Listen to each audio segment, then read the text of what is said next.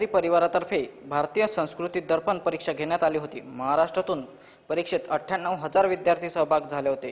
त्यात भुसावळ तालुक्यातील अकलूजची नजीमा नसीर तडवी ही विद्यार्थिनी 92 गुण मिळवून द्वितीय क्रमांकाची मानकरी ठरली। ती भुसावळ येथील कोटेच्या महिला महाविद्यालयात कला शाखेच्या प्रथम वर्षाचे शिक्षण घेत आहे। परीक्षेत उल्लेखनीय यश मिळाल्याने या विद्यार्थिनीचा सोमवारी नागपूरच्या गायत्री शक्तीपीठ छोटेखानी कार्यक्रमात सत्कार करण्यात आला। 700 रुपये रोख, स्मृतिचिन्ह व प्रमाणपत्र असे बक्षीस या सत्काराचे स्वरूप होते। स्पर्धेत आपला राज्यात द्वितीय क्रमांक प्राप्त झाल्याची माहिती जेव्हा मिळाली तेव्हा आनंदाला पारावर राहिला नव्हता। चिंतन, मनन आणि एकाग्रतेने प्रश्नपत्रिका सोडवल्याचे हे यश जाणीव झाली।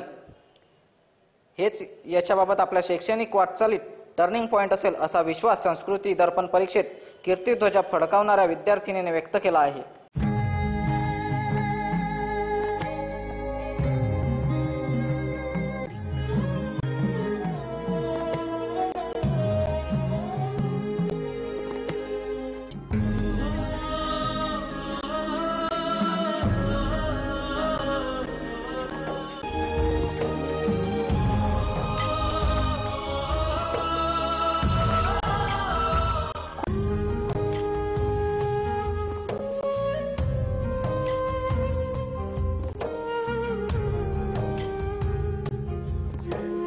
दूध आहे आणि ते पिल्यानंतर मनुष्य गुरगुरल्याशिवाय राहत नाही। बाबासाहेब आंबेडकरांनी सांगितलंय, शिक्षण घेतल्याशिवाय माणसाला यशाचा मार्ग मिळत नाही।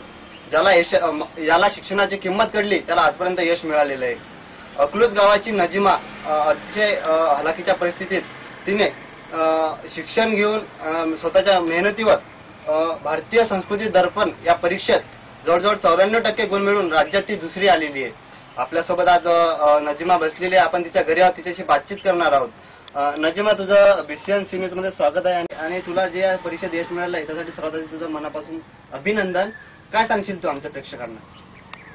जेव्हा माझ्या हातामध्ये पुस्तक आलं तेव्हा मी बघितलं की मला हे भारतीय संस्कृती ज्ञान परीक्षा द्यायची आहे। तेव्हा मी घरी येऊन प्रॅक्टिस करायची त्याची, आणि जेव्हा प्रॅक्टिस करायची तेव्हा आई वडील केव्हाच मला डिस्टर्ब केले नाही। आणि तू या परीक्षेसाठी कशा प्रकारची तयारी केली होती ते सांगशील जरा? कुठल्या पुस्तकांचा कुठल्या प्रकारचा म्हणजे तू अभ्यास केलेला आहे तू? मला भारतीय संस्कृती ज्ञान परीक्षेकडून पुस्तक मिळालं होतं। त्या पुस्तकावरून आम्हाला प्रॅक्टिस करून ही परीक्षा द्यायची होती।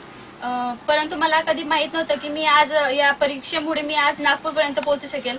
आणि तसेच या भारतीय संस्कृती ज्ञान परीक्षेमध्ये मला तसेच बोराटे सर यांनी सुद्धा मार्गदर्शन केले। आणि तसेच आमचे महिला कॉलेजचे प्रिन्सिपल डॉक्टर सोमंगला साबतराय यांनी सुद्धा मार्गदर्शन केले। आणि तसेच आमचे आई वडील यांनी सुद्धा मार्गदर्शन केले। तसे सगळ्या शिक्षक लोकांनी मला मार्गदर्शन केले। आणि तसेच मी सांगत,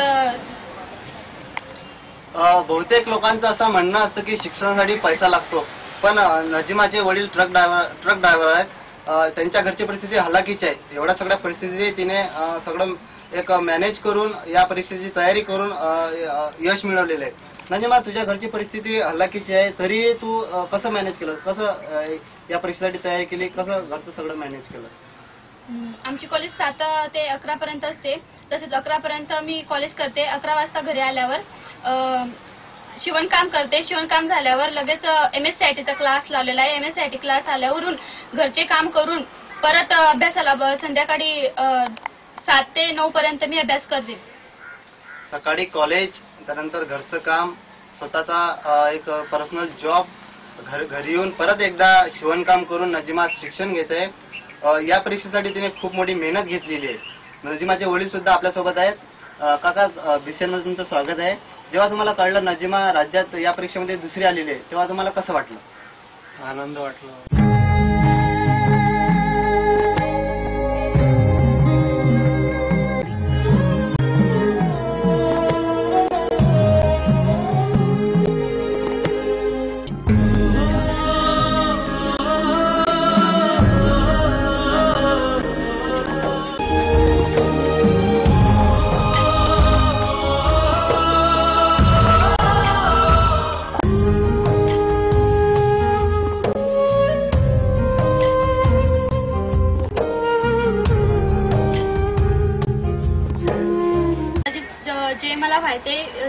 कदाचित मी होऊ शकते की नाही याची मला अपेक्षा आहे की नाही, परंतु तरी सुद्धा मी प्रयत्न करेन की मी पुढे प्रयत्न करेन आणि मला मला PSI व्हायचंय. तसेच मी वेगवेगळ्या स्पर्धा परीक्षेमध्ये भाग घेईल आणि ध्येय गाठण्याचा प्रयत्न करेन. एका ट्रक चालकाची मुलगी राज्यात दुसरी येणं ही त्यांच्या आईवडिलांसाठी फार मोठी गोष्ट आहे. नजमाला तिच्या आयुष्यात PSI व्हायचं आहे आणि त्या दृष्टीने ती प्रयत्न करीत आहे. तिच्या घरची परिस्थिती हलाखीची आहे, तरी त्या गोष्टीतून मन बाहेर काढून ती पैसे कमावते, जॉब करते आणि तिचं ध्येय गाठण्याचा प्रयत्न करीत आहे. नजमा, तुला तुझ्या भावी करिअरसाठी सिनियर हार्दिक शुभेच्छा. तुमच्याही भागात जर असतील काही घटना, काही घडामोडी, असो समस्या कचऱ्याची किंवा असो पाण्याची, मानणार आहे तुमची व्यथा, फक्त करा आमच्याशी संपर्क. पुढचं पाऊल तुमच्या गावात.